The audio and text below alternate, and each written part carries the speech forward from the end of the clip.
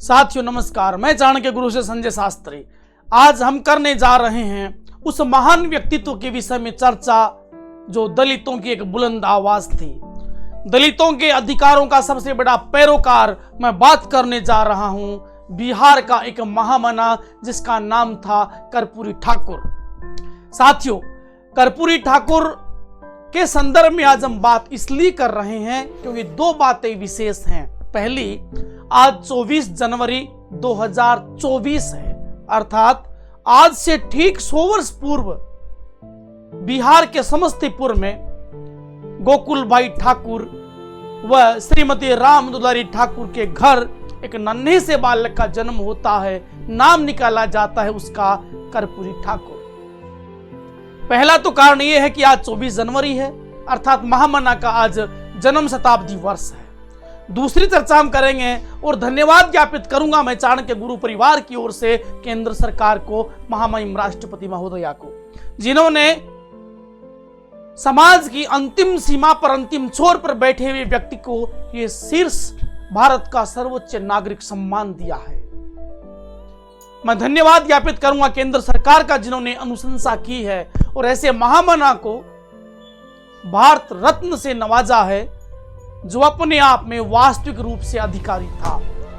तो चर्चा करते हैं साथियों आज उस महामना की, उस महान व्यक्तित्व की, दलितों के सबसे बड़े पैरोकार कर्पूरी ठाकुर की। साथियों, 24 जनवरी 1924 बिहार के समस्तीपुर में पिता श्री गोकुल ठाकुर, माता श्री राम दुलारी ठाकुर के घर एक नन्हे से बच्चे का जन्म होता है और वह आगे बढ़ता बढ़ता 1940 में पटना में ही अपनी शिक्षा दीक्षा पूरी करता है और 1940 में वह 10वीं क्लास मैट्रिक परीक्षा पास कर लेता है।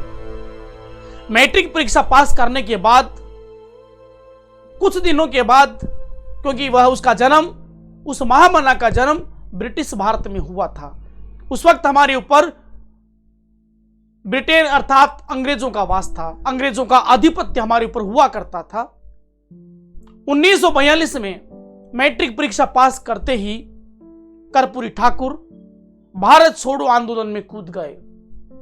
26 महीने तक जेल की कठोर यातनाओं को झेलते रहे। 1945 में वे जेल से रिहा होते हैं। रिहा होने के बाद वे सीधे 1948 में आचार्य नरेंद्र देव व जयप्रकाश नारायण के संपर्क में आते हैं और संपर्क में आने के बाद उनके विचारों से प्रभावित होते हैं और संयुक्त समाजवादी दल का गठन करते हैं। संयुक्त समाजवादी दल का गठन करने के बाद धीरे धीरे उस दल पर कर्पूरी ठाकुर अपना आधिपत्य जमा लेते हैं। 1967 में बिहार में एक बड़ा चमत्कार होता है। सबसे छोटी सी पार्टी जिसे संयुक्त समाजवादी दल कहते हैं, बहुत बड़े दल के रूप में उभरा और 1970 में कर्पूरी ठाकुर बिहार की सर्वोच्च सत्ता पर जा बैठे, अर्थात मुख्यमंत्री बन गए। जब पहली बार मुख्यमंत्री बने उनका अनुभव अच्छा नहीं रहा। वे 163 दिन मुख्यमंत्री रहे और उसके बाद मध्यावधि चुनाव का सामना करना पड़ा। 1973 से 77 तक, 1973 से 1977 तक जयप्रकाश नारायण के छात्र आंदोलन में सक्रिय रूप से भाग लिया और पूर्ण रूप से भागीदारी निभाई। निभाते निभाते कर्पूरी ठाकुर पूरे बिहार में छा गए और 1977 में वे वापस बिहार के दूसरी बार मुख्यमंत्री बने। मुख्यमंत्री बनने के बाद उन्होंने दो कार्य विशेष किए। जैसा मैं कह रहा हूं, वे दलितों के बड़े चेहरा थे, दलितों के अधिकारों के बड़े पैरोकार थे। उन्होंने पिछड़ा और अति पिछड़ा वर्ग को 12% आरक्षण दिया। यह पहल करने वाला देश का पहला राज्य था और उसमें 79 जातियां शामिल थी।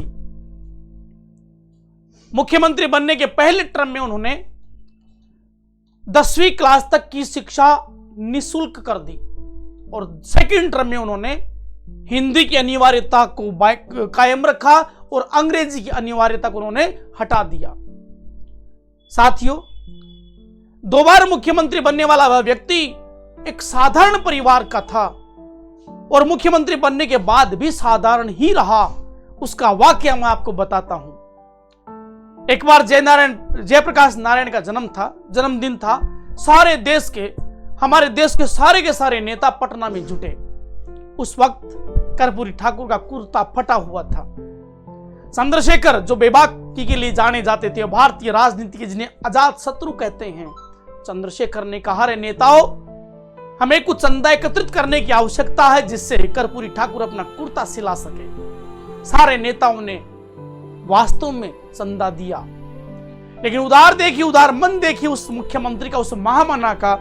उन्होंने चंदे के आए हुए पैसों को भी मुख्यमंत्री राहत सहायता कोष में दे दिया। यही एक ऐसा ही वाकया सामने आता है जब 1980 में कर्पूरी ठाकुर का निधन हो जाता है। निधन होने के बाद जब देश के नेता वहां बैठने जाते हैं, उनके मृत्यु शोक में जब जाते हैं, निधन में जाते हैं, तो वहां देखते हैं उनकी हालत क्या हालत थी उस मकान की।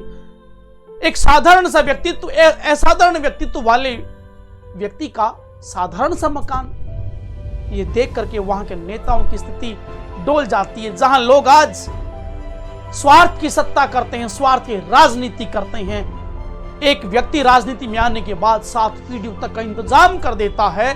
उस देश में साधारण से परिवार में जन्मा एक व्यक्ति बिहार की सर्वोच्च सत्ता पर पहुंचने के बाद भी साधारण ही रहता है। यह सबसे बड़ी खासियत उनकी थी। वे पिछड़ा और अति पिछड़ा दलितों के मसीहा के रूप में थे। उन्होंने एक नारा बुलंद किया बिहार में। उन्होंने कहा, 100 में से 90 शोषित हैं, शोषितों ने ललकारा है। 100 में से 90 शोषित हैं, शोषितों ने ललकारा है। धन धर्म राजपाट 90 हमारा है। ये नारा देने वाले केवल एकमात्र व्यक्ति जिसका नाम था कर्पूरी ठाकुर।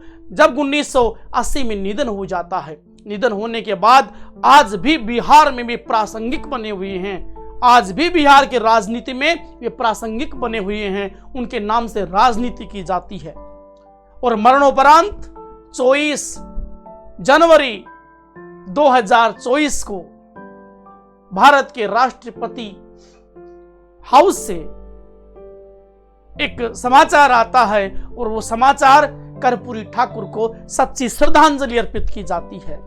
उस महामना को यही सच्ची श्रद्धांजलि है कि भारत का सर्वोच्च नागरिक सम्मान उन्हें दिया जाए। इसके लिए मैं चाणक्य गुरु परिवार की तरफ से केंद्रीय नेतृत्व को, प्रधानमंत्री जी को और महामहिम राष्ट्रपति जी को धन्यवाद ज्ञापित करता हूं कि उन्होंने समाज के उत्थान के लिए अंतिम श्रेणी में बैठे हुए उस व्यक्ति को शीर्ष स्थान पर लाकर के आपने बैठाया है। साथियों, आज उन्हें भारत रत्न दिया गया है।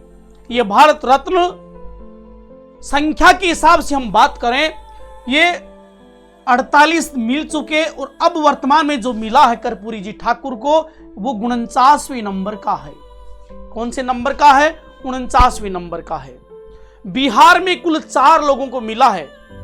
बिहार में, बिहार की बात करें तो बिहार में केवल 4 लोग हैं। 4 लोग में बिहार की अपन बात करेंगे, 4 ही लोग हैं, जिनमें से पहले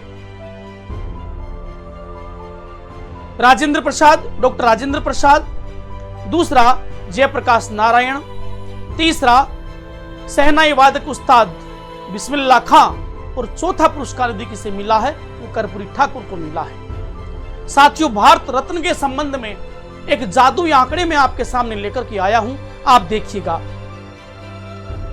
जादुई आंकड़ा यह है कि भारत का जो भारत रत्न है, यह भारत का सर्वोच्च सम्मान है।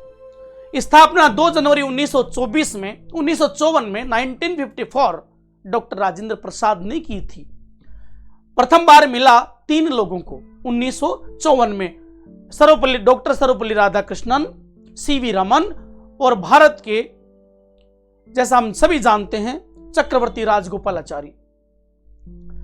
सीमा है कि 1 वर्ष में अधिकतम 3 व्यक्तियों को यह पुरस्कार दिया जा सकता है। इस पुरस्कार के संदर्भ में अंतिम बार जो पुरस्कार मिला है 2019 को, जैसा आपने सोचा होगा, 3 लोगों को मिला। एक नानाजी देशमुख जो समाज सेवा के लिए थे, भूपेन हजारिका जो कला में थे, और श्री प्रणब मुखर्जी जो भारत के पूर्व राष्ट्रपति रहे। राजनीति में इनका बहुत बड़ा योगदान है। अंतिम बार इन 3 को मिला और अब 2024 में 49वां पुरस्कार कर्पूरी ठाकुर को मिला है। भारत में ऐसी व्यवस्था नहीं थी कि मरणोपरांत यह सम्मान दिया जाए, लेकिन 1955 में इनमें कुछ संशोधन करते हुए यह किया गया कि मरणोपरांत भी यह पुरस्कार दिया जा सकता है। तो उस समय 14 लोगों को मरणोपरांत भारत रत्न पुरस्कार मिला था। प्रारंभ में इसमें खेल, साहित्य व कला शामिल नहीं थे, अब इन्हें भी शामिल कर लिया गया है। और खेल जगत की केवल एकमात्र हस्ती है सचिन तेंदुलकर, जिसे क्रिकेट का भगवान कहते हैं, उन्हें भी भारत रत्न से नवाजा गया है। आपको मालूम होगा 2015-16 में भारत के प्रधानमंत्री स्वर्गीय अटल बिहारी वाजपेयी और हिंदू विश्वविद्यालय के संस्थापक महामना डॉक्टर मदन मोहन मालवीय जी को भी पुरस्कार मिल चुका है। उसके अगले संदर्भ में मैं बात करूंगा, खेल जगत में सचिन तेंदुलकर को मिला है। और अब इसके संबंध में जुड़े हुए कुछ विवाद हैं। विवाद के लिए मैं बात करूं, संविधान का अनुच्छेद 17 अनुच्छेद कहता है कि उपाधियों का अंत। इसी संदर्भ में 1977 में 1977 में देश के प्रधानमंत्री मोरारजी देसाई ने यह कहते हुए इसे बैन कर दिया था, इस पर रोक लगाती थी कि यह पुरस्कार देने से अनुच्छेद 17 का उल्लंघन होता है। लेकिन 1980 में तत्कालीन प्रधानमंत्री श्रीमती इंदिरा गांधी ने इस पर रोक हटा दी और कहा कि इस पुरस्कार से किसी प्रकार की अनुच्छेद 17 का उल्लंघन नहीं होता है। यह मामला 1995 में कोर्ट में गया। बालाजी राघवन बनाम केंद्र सरकार मामले में यह मुद्दा गया। इस मुद्दे पे कहा गया कि भारत रत्न देने से अनुच्छेद 17 का उल्लंघन, किसी प्रकार का उल्लंघन नहीं होता है। साथियों, इसमें दिया क्या जाता है? इसमें प्लेटिनियम की पीपल के पत्ते नुमा एक आकृति होती है, जिसका देवनागरी भाषा में लिखा हुआ होता है भारत रत्न। देवनागरी लिपि में लिखा हुआ होता है भारत रत्न। उसके साथ में यह राष्ट्रपति भवन में ससम्मान उन लोगों को बुलाया जाता है और राष्ट्रपति महोदय द्वारा यह सम्मान उन्हें दिया जाता है। तो साथियों, ये थी कर्पूरी ठाकुर और भारत रत्न की कहानी। मिलता हूं मैं आपको अगली क्लास में एक नई कहानी के साथ। तब तक के लिए नमस्कार, धन्यवाद।